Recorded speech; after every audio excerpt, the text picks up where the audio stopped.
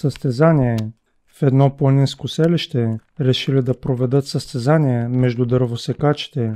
За победител щял да бъде обявен онзи от тях, който за определеното време успее да отсече най-много дървета. Рано сутринта, в деня на състезанието, всички дървосекачи били по местата си и когато прозвучал сигналът за началото на състезанието, всички се заловили за работа. Мъжете били разпределени по двойки в определени участъци на гората, така че да не се пречат и да няма опасност от наранявания при падането на отсечените дървета.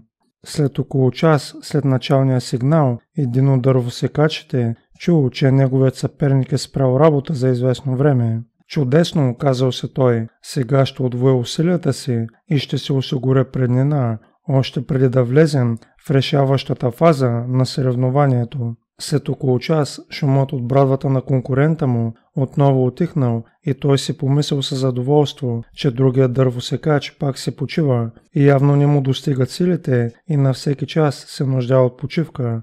Аз пък през това време ще напредна още повече и така ще бъда все по-близо до победата.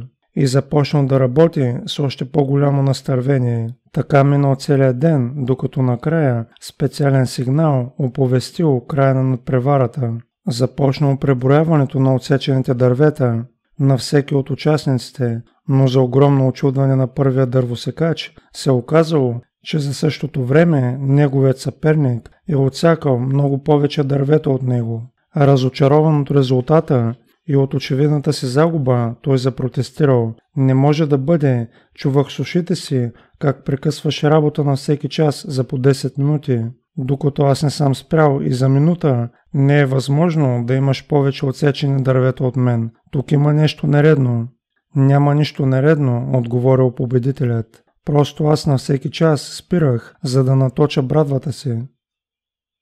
За този, който не знае как да работи, работата не свършва. Абхазска поговорка.